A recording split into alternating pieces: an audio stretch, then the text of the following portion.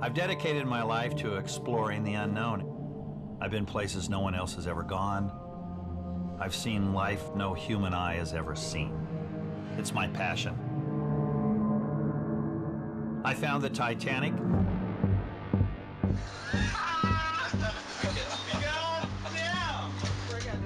I survived crushing depths and a rogue wave. But even after 50 years at sea, I'm as fascinated with the deep as I was on my very first expedition. You want to know my most important discovery? Well, it's the one I'm about to make. I'm Dr. Robert Ballard. Come with me into the alien deep.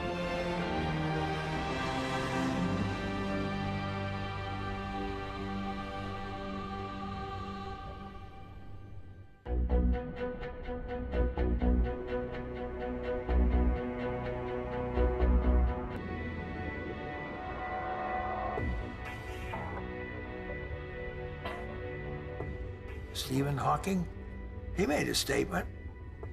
The Earth has 200 years to establish an off-planet species, or we will be destroyed, either from terrorism, A-bombs, the plague.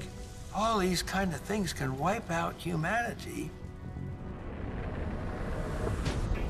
Hawking poses a challenge that many space advocates, Buzz Aldrin among them, would love to answer.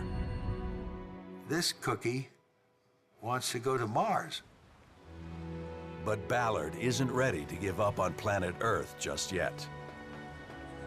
Not surprisingly, he sees the oceans as the key to our survival. I believe in the concept of KISS. Keep it simple, stupid. Imagine the resources we would discover. Living resources, mineral resources, oil and gas, new pharmaceuticals, and equally important, a place to live. For decades, Ballard and his oceanographer colleagues have been fighting to pull people's attention away from the heavens. We've been conditioned.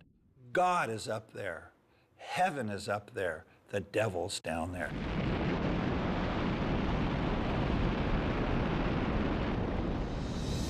The luster of space has cast the oceans into shadow.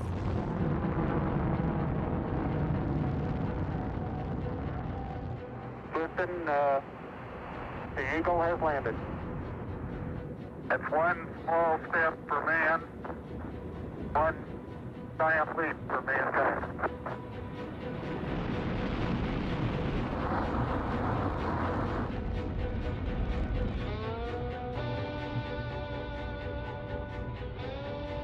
Liftoff of Space Shuttle Discovery.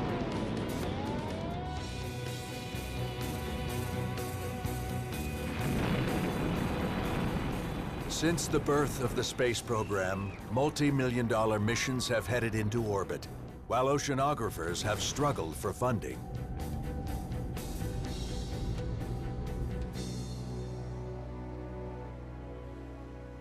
The oceans are getting lost in the shuffle. We have the technology needed to explore them, but there's just not enough people paying attention.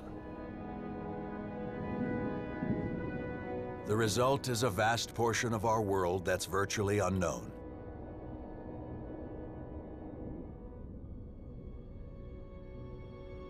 The oceans cover 71% of our planet, yet only 5% of it has been explored.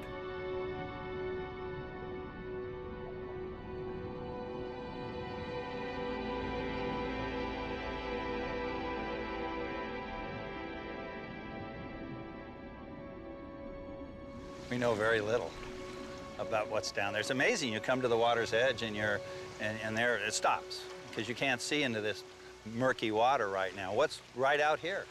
Is there an Indian canoe right out here? What's just beyond our reach? And most people just stop at the shoreline and they never question what's just feet away. They'd rather go to outer space than to go just in their own backyard and explore. Do you really think we're going to move the entire Earth's population to Mars? We may explore it, but the future of the human race is right here on planet Earth. I can guarantee you this. that once we map the ocean floor, we're going to find a lot of new resources important to our future. But mapping the ocean and searching for resources is not as simple as it seems. Above water, and even on Mars, it's a straightforward process. Radar, which travels easily through the atmosphere, measures the position and height of objects in the landscape. Not so beneath our oceans. Here, satellite imaging can only approximate what is under the waves. Mapping the planet from outer space shows us where the main mountain ranges are, but it certainly is nothing to drive by or to work by. It's like laying a wet blanket over a very complex dinner table and then trying to figure out what's on the dinner table. That's not the way to go. It's dark down there, the pressure is extreme, so that means we have to be clever and dream up new and more creative ways of doing it. Any copy over? Ballard thinks we can, and should, make the bottom of what is now an alien deep as familiar as the Grand Canyon.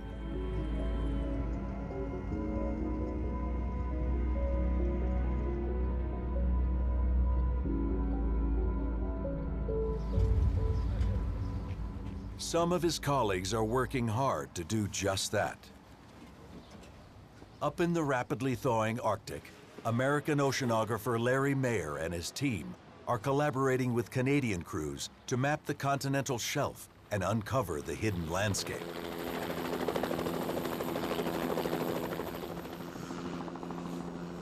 The mission amounts to a multinational land grab, with vast underwater resources at stake.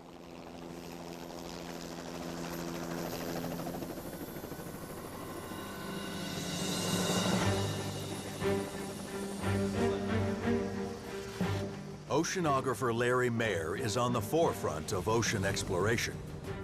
It's expeditions like his that may help us find submerged resources we might desperately need.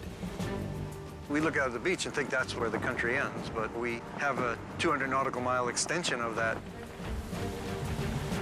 In many places, that extension is virtually unexplored. Yet it's territory America controls. Half of the United States of America is under the ocean. And we have better maps of Mars than half of the United States of America. A little odd, don't you think? It's a situation Larry and his team are trying to remedy. Clearly laying out underwater borders now means less chance of conflict later. If oil, gas, and minerals are found, who actually controls the land and hence the resources will be critical. But what they're attempting is no easy feat. 45 days in the frigid Arctic, where shifting ice, dense fog, and too much daylight keep everyone on edge. The vessel's very isolated. We are quite alone up there, and if something very serious happened, it's a long way back. Exploration goes hand in hand with risk. It's why so few people actually do it. But the cost of doing nothing can also be risky. You have to have somebody in your tribe who is willing to go out and see what's over the next hill or beyond the next ridge. Tracking index. Mark is the same. Roger, we copy. That's hard enough on Earth, but if that next ridge is on Mars, the stakes get even higher. The first astronauts know from the day they were selected that their purpose is to live the rest of their life on the surface of Mars. So that's a qualification for application. You must commit to living your life out on Mars. That's shocking to people. Gee, you're not bringing people back? Well, now, wait a minute. The Pilgrims on the Mayflower, did they wait around Plymouth Rock for the return trip? The Pilgrims, well, they had a pretty good idea how they were going to survive. But that was on planet Earth. Now, how are we going to survive on Mars? Turn it into another Earth? It took our planet billions of years before we could live here. These students of the Civil Air Patrol aren't planning to wait that long. They're taking part in a unique experiment to test what life on Mars might be like for early explorers. It may look a bit half-baked, but this habitat in the Utah desert gives the recruits a pretty good feel for the challenges they'll face. With resources limited by the high cost of getting payloads into orbit, they'll need to explore, find water, and prospect for minerals in the barren wasteland.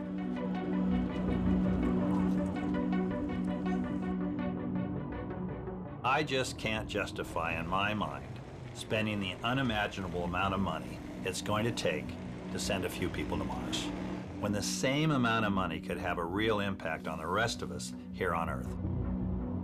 But some would argue Ballard is thinking too narrowly. That space exploration is about more than just resources. You cannot help but wonder if there were once living things there. Suppose you found microbes that are still alive on Mars. It would change the world. It would change your view of your place in space. So we want to explore, to discover where we came from, and then ultimately to ask new questions about, are we alone?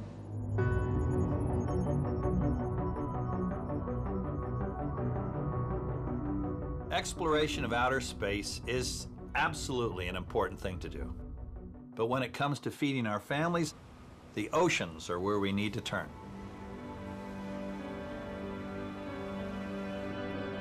Far up in the Northern Hemisphere, Larry Mayer and his team are already having success discovering new territory and potential new resources. We know so little about the Arctic. Every time we've gone out, each year we go out, we find things totally unexpected. In 2003, Mayer made a huge discovery while mapping north of Alaska. Where satellite maps had shown only a vague shadow, their imaging techniques revealed a 10,000-foot seamount on what is considered the extended continental shelf of the United States. It's new territory we didn't even know we had. We're going out with a very, very special kind of mapping system, a multi-beam echo sounder. And instead of putting one big, large cone of sound out, puts out a number of small, little, very, very focused beams of sound across this wide swath. Each one that measures very precisely and very accurately the depth in that small area. They provide much, much higher resolution images of what's going on. We see all kinds of detail we couldn't see before. Mayer's maps turn a flat, blurry image into a 3D landscape of slopes and underwater formations.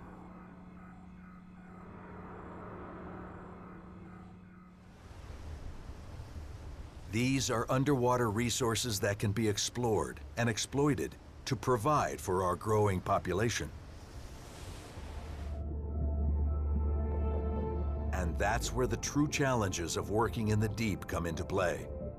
Challenges of pressure and darkness Ballard knows all too well.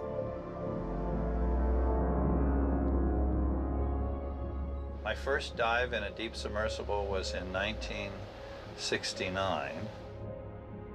I did it for a number of years, but I'm glad I'm not doing it anymore. The bad stuff is like fires. Those are not nice. And we had one at 9,000 feet once in a bathyscaphe, and they forgot to turn on my emergency oxygen supply, so that was fun. You want to go down? This is for 3 people, and this doesn't have all the equipment in it. And here we are. My home away from home for a quarter century. That's crazy. It's 2.5 hours down to 12,000 feet in one of these things. 2.5 hours back up. 5 hours a day, you're just commuting. You're not doing anything but commuting. Freezing, cold, potentially getting killed. That's been the nature of ocean exploration, and it looks a lot like its deep space equivalent, with one exception. Traditionally, space organizations start with unmanned probes, and work their way up to manned missions for specially trained astronauts. But in the ocean, Ballard is trying to do just the reverse. I've had a lot of close calls in deep diving submarines to know that there's definitely a better way of doing it that's a lot safer and less expensive. Control van, we are good to go. Into the bridge, over. Okay, pilot, you're in the water. This is Dr. Robert Ballard's futuristic vision of deep sea exploration. His Inner Space Center. It's a model he believes will soon allow us to know the oceans the way we already know the land. Peek in here and see what's going on. With live satellite feeds from research vessels around the world, Ballard can monitor multiple expeditions at once. Yeah, can they zoom down? We are all around Point Gamblin and we have found some new hydrothermal vents, and the height of some of them is 4 meters tall. Okay, so it looks like you're moving away from that target. Yeah, we are going to map this area in order to see how many they are. By tapping into on-call scientists all over the world, he can have an expert looking at a new discovery within a half an hour of hearing about it. So we have everything that we want. Yeah, that'd be great. The world's going to be wired, and there will be no place on our planet less than a fraction of a second away. We are going to do the sublink, and you will be there to... And so we will be able to move our spirit out of our body. I mean, that's what this room is all about. That's what our technology is all about. It's about decoupling your spirit from your body. It's Avatar. You literally beam yourself somewhere else. It's Star Trek, beam me down, Scotty. It's a novel idea, and it works both in the ocean and in space. But if we're going to explore a place like Mars in a truly meaningful way, will robots be enough? Planetary scientist Dr. Pascal Lee is not so sure. He's convinced that on Mars, success lies in human hands, and he's committed to putting them there.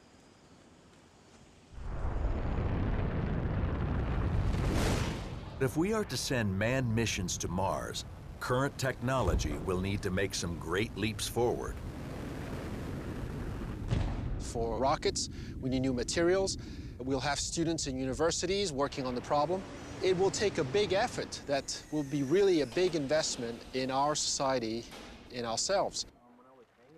Lee is working on the next generation of spacesuits that will allow astronauts to survive and work on the Red Planet. His designs are a far cry from the heavy suits used by Buzz Aldrin and Neil Armstrong.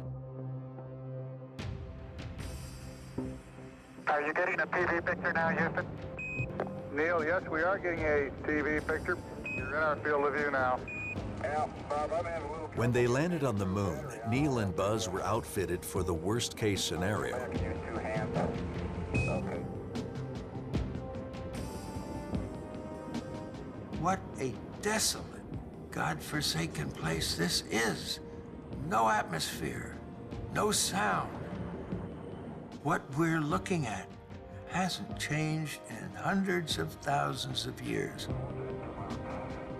The Apollo astronaut spacesuits protected them from these extremes during moonwalks, but the men had to put on and take off the suits inside the spacecraft. This posed a problem, because lunar dust on the suits permeated every surface of the lander. They'll need a better solution if they hope to set up an outpost on Mars. The Martian dust, for all we know, is potentially very toxic for humans, and so we really do not want the astronauts to be inhaling or ingesting any Martian dust. Lee has designed a protective suit with a unique entry system. Okay, you're going to grab this handle, and you're going to swing it out to the outside. You're going to reach up, grab this thing, and push it up hard. All right. This way, you can just climb into the spacesuit in shirt sleeves, close the doors behind you, you unlatch, and off you go. You're walking on Mars. Okay, now grab this handle and pull down. Right here. Okay, give it a good pull down. The suit and the dust from the surface stay outside the vehicle, keeping the inside clean and Get your safe. feet up, I'll pull the pant leg off for you. This is a tangible step. It's a small step, but it's a tangible step that we're taking towards getting humans to Mars. You can't go to Mars unless you go through this step, and we're taking it. Do you feel comfortable? Can you do work? Does it feel heavy to you? Not really. Not really? Can you see around well? You got good visibility? Is it too high in your crotch? A little tight? A little bit, yeah. Yeah? Well, actually, there's no adjustment there. You're stuck. After some initial indoor testing, Lee's team heads out to the simulated surface of the red planet. They'll be trying out the new entry system, as well as the astronauts' ability to move around in the new suits. It's the same struggle whether you're in space or underwater. If you're putting people there, you need all kinds of bulky life support systems. We're tough and we're smart, but we're just not made to live in those kinds of environments. Lee thinks the most astronauts could carry on Mars is 150 pounds, which would feel like 60. The weight of the suit is really the biggest challenge. Right now, the spacesuits that we use weigh 300 pounds on the Earth. But if you were to walk around on Mars in that suit, it would still have a felt weight of about 125 pounds. And 125 pounds would not allow you to be effective as an explorer. All right, we all set? Yep, got it. Yep. Okay, good. Ready to go. Sounds good.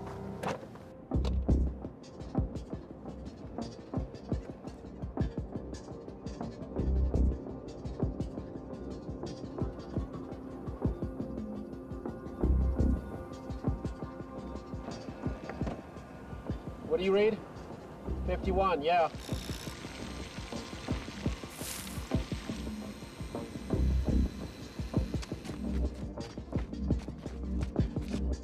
After many hours of walking, drilling, and getting into and out of the suits, Lee is pleased with the results. But he knows this is just the beginning of a long, arduous journey to Mars. The 21st century will see humans reach another planet. But the truth is that we still have a lot of things to work out, technically, before we're ready to go to Mars. And that, says Ballard, is the problem. With the triple threat of food, energy, and living space shortages looming, we don't have time to overcome so many basic hurdles. The challenges of getting the first people on Mars might be doable in my lifetime, and don't get me wrong, it will be an incredible feat of human accomplishment. But in terms of practical value to mankind, I think investing in the exploration and eventual colonization of the world's oceans makes a lot more sense.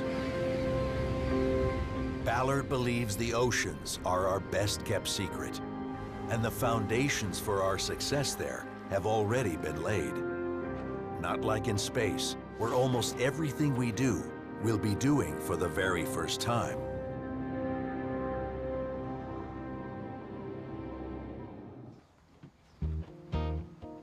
I have to go and feed the chickens. That's one of my duties and responsibilities. Hi, how are you guys, huh? Chow time. Here's a peach, you'll love that. Ballard's chickens eat better than millions of humans. Food costs have almost doubled in the last decade, and we're running out of room to grow more crops. I'm looking at my children, my grandchildren, and their children. I'm looking out 4 or 5 generations. The resources aren't there. If you think of the Earth as a baseball field, we grow most of our food not on the entire field, not even on the infield, but on the pitcher's mound. It's because much of Earth isn't fit for farming, and the rest of the planet is ocean. Which is why Ballard believes we need to figure out how to grow crops in the water. In China, they've been doing it for centuries. With 1.3 billion mouths to feed, it's become a matter of necessity. It's only logical that you would turn more and more to the sea to feed the growing population of the planet. These aren't fishermen, they're farmers.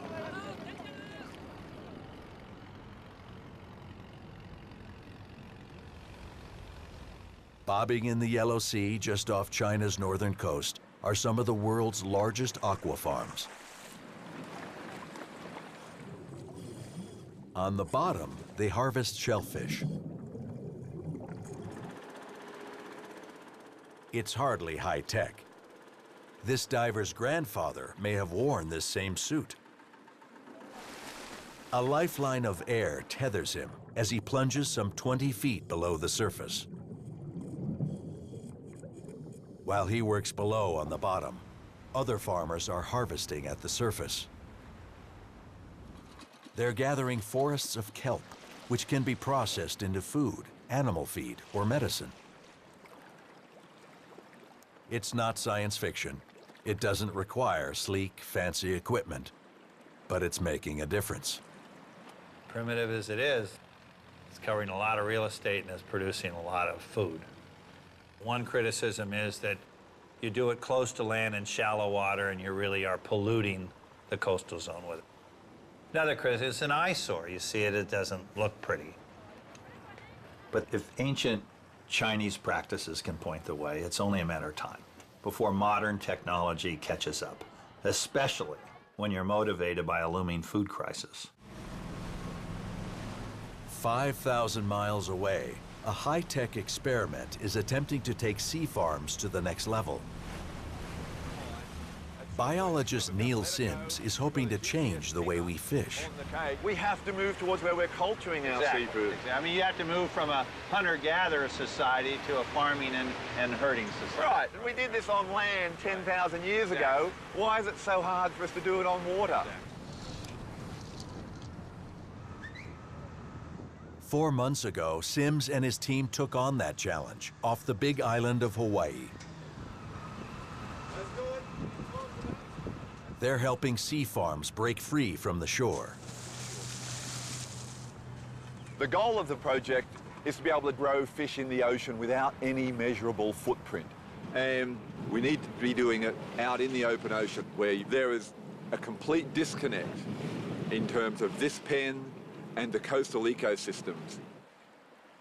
By raising his fish inside a cage that drifts far offshore, Sims keeps them in pristine water all the time. Barbed wire transformed farming on land, and this is the ocean equivalent. Get in the water here, take this line from Gavin, sport it around onto the port side of the cage, keeping the hose in there and keeping the fish away from the door, okay? You're just getting set to pump the fish. We've got the cage raised. We've got the fingerling delivery boat, the Kona Kampachi, is backed up onto the cage. The Machias is still holding us into the current. This is where things could go horribly wrong. They're very vulnerable at that very high density. So the focus all this morning has been fish first.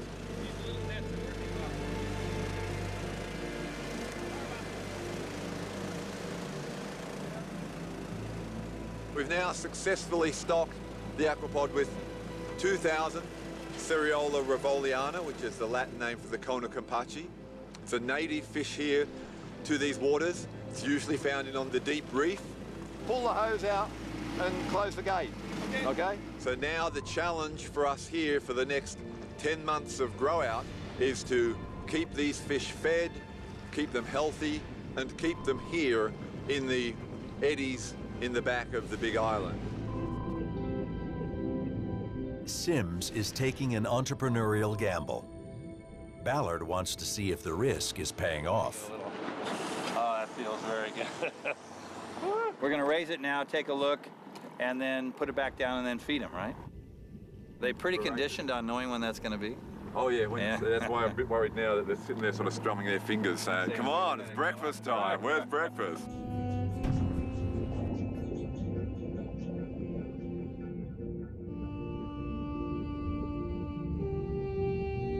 On this scale, the fishball is losing money. But if these Kampachi thrive, Sims hopes to create hundreds of bigger enclosures to make the project viable.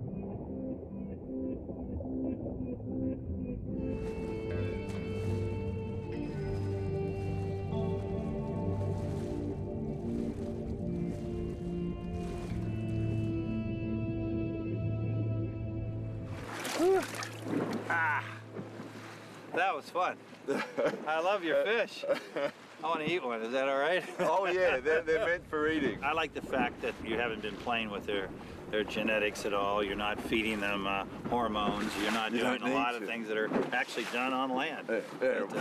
So no, the fact that they're in a natural habitat, and also the fact that it's mobile. You're moving it around. We're in 12,000 feet of water. We got the whole ocean flushing through here, and so I like everything I see.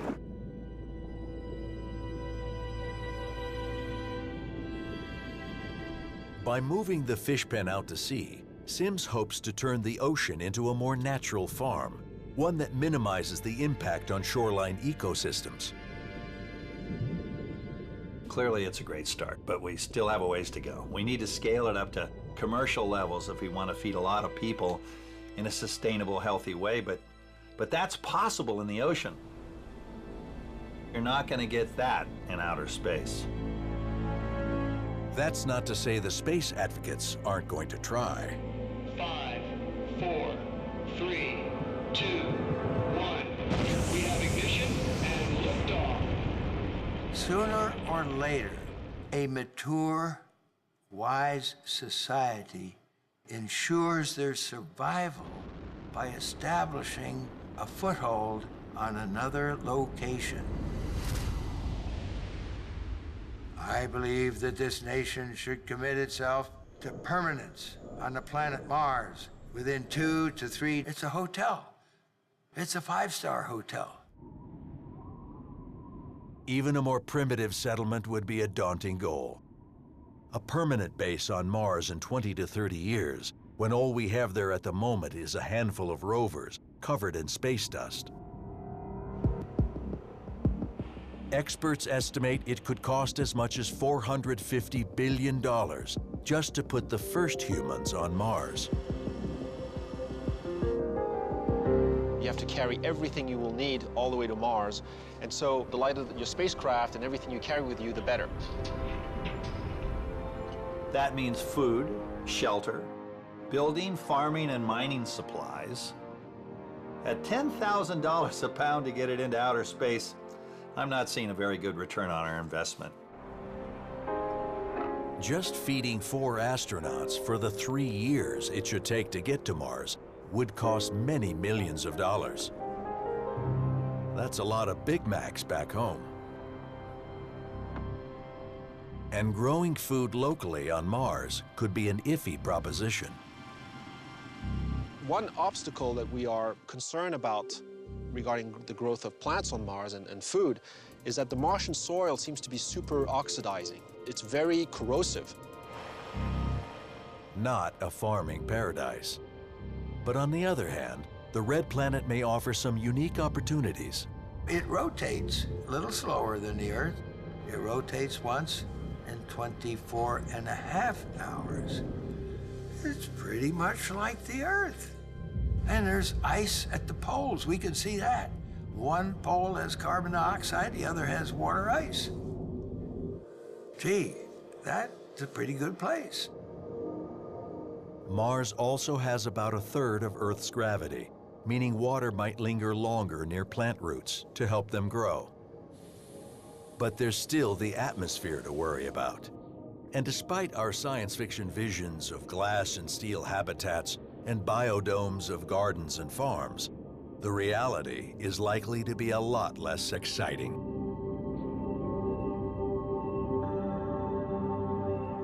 Mars. Food resources, 0. Population, 0. Earth. Population 7 billion and growing fast. Here again, Ballard sees little in space to compete with the oceans. I'm convinced the greatest living space that's underutilized on our planet is the surface of the sea. I think the human race will move out onto the ocean and live. We may have to. The polar ice caps are melting, and the speed of the ocean's rise has doubled. Every year, there's more water and less dry land. Will everyone want to move out on the ocean? No. Does everyone want to be a farmer out in the Midwest? No. But a very significant number of people will want that option. In fact, a large number of people are already living on the ocean and have been for generations. Off a small island in Vietnam, hundreds of families live as pioneers on this new frontier. It's the ocean equivalent of a village on Mars, but a lot less expensive. 3,000 limestone formations shield Cat Ba Island from violent storms that often hit the bay.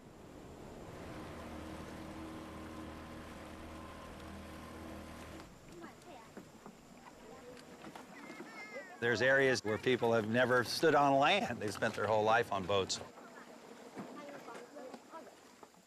Vo and his wife, their children, and grandchildren all grew up in the village of Quang Dong.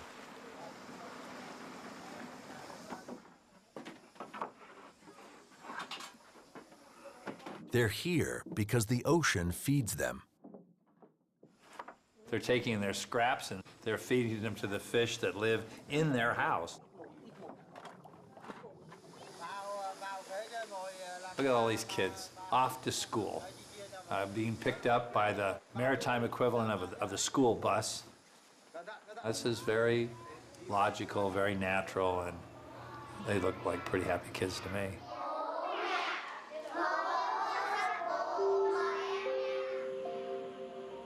It's a lifestyle choice that may soon grow more popular and more comfortable.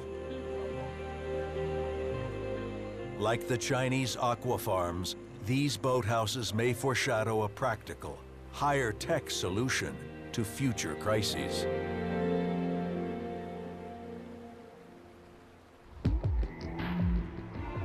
In Galveston, Texas, on the Gulf of Mexico, a team of visionaries thinks they've already figured out how to live on the ocean. They're hoping to bring the boat villages of Vietnam into the 21st century, turning an old oil rig into a city at sea. The technology of living out on the ocean has been perfected by the oil industries. We know how to move people out onto the ocean. We know actually how to live in relative comfort. You don't get seasick on these rigs. They're huge vertical columns of steel, and the ocean can't move them. The first people that will really move out in any significant numbers will be the farmers. Just like homesteaders, these are seasteaders. Engineers from the Seasteading Institute are imagining an extreme makeover. Howdy. Well, let's dream. What do we have here? This is a futuristic conversion of this platform. Now, when it was operational, how many people lived out here? About 80 people. Now, in this final concept, how many people are you thinking would be? About 300 people. About 300 people. Well, let's take a look. Show me around. This is the main deck of the rig. All of these yellow columns and the structure on the deck is going to go, and it will be replaced by just open deck area with sun lounges and tables and chairs in a coffee shop, and topped by a magnificent glass pyramid. The interesting thing that people don't realize is how many people already live out on the Gulf. What would you say the total population out on the Gulf is? It's got to be many thousands. Probably about 20,000 people. 20,000 people are already out there, so it's not a stretch. I mean, that's the point. How many people are living on the moon? About zero last time I Right. checked. How many people are living on Mars? We already have thousands and thousands of people living in the future already. Technically, it's a solved problem. Yeah, The exactly. idea is to transition from an industrial workplace environment where people go to live a month at a time to a lifestyle. So this is not something that's a great stretch. I actually see this happening within my own lifetime. We have the energy, we have the food, we have the nutrients, all the things that you need to sustain life, of course, are in the ocean. That's where most of life lives. Wow, this is quite different, Graham. Ballard's even seeing advances in the vehicles that might get us around. Like this. This is an airplane. This is an airplane. Though he still believes the future of deep ocean exploration will be unmanned, he jumps at the invitation to try out the latest manned prototype from sub designer Graham Hawkes. Unlike most submarines, which wallow like blimps, Hawk's Super Falcon flies through the water like an F-16. Right, we'll follow a contour around, and I'll give you a time. It'll be 10 minutes down. They'll be sticking close to the surface, which is fine by Ballard. He's had more than his share of near disasters down deep. Crashing is always nasty. Did that at 20,000 feet in the bathyscaphe, and that wasn't very nice. I almost didn't make that one. We're not going to do any of that You want me today. to put this on for you? Yeah. Checklist is complete. Ready to seal hatches? Absolutely. Very good.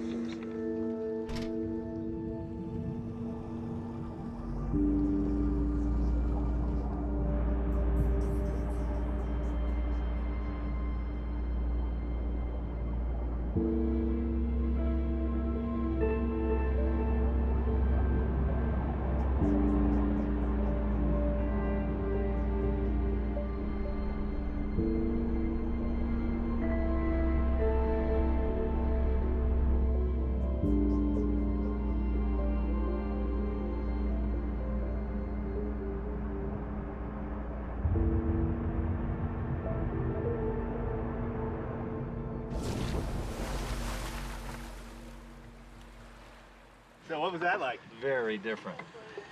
Very different, man. I've made lots of dives, but that was not a dive. That was a flight. It was pretty cool. Very, very different.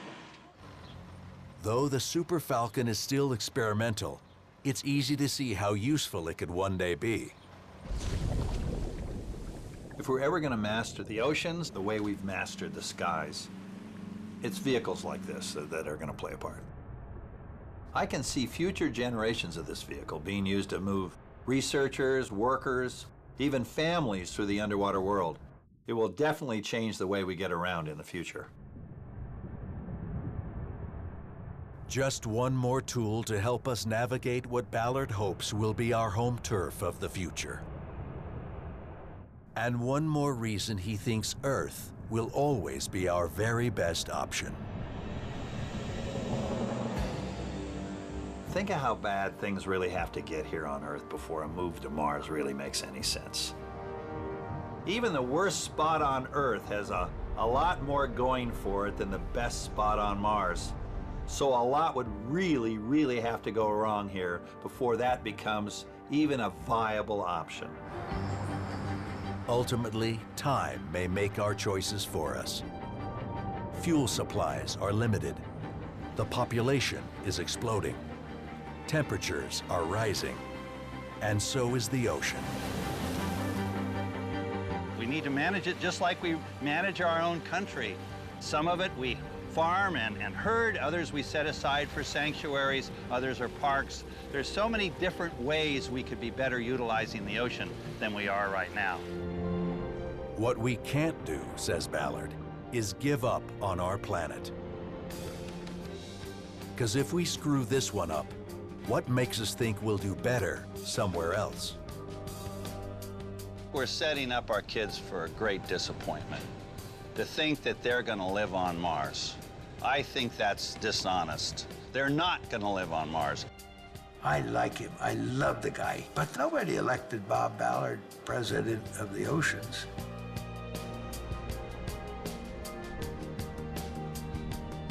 At the top of a dormant volcano in Hawaii, Dr. Robert Ballard is as close to Mars as he ever wants to get. We're not going to leave this planet. We're not going to do the Superman deal of messing up Krypton. And by the way, he went to a pretty nice planet. No, we're not going to transform Mars into Earth. We're going to live on Earth. We're going to try to live in harmony with Earth. We're going to move out onto the surface of the oceans. No. Clear as a bell to me. Should be as clear as a bell to you.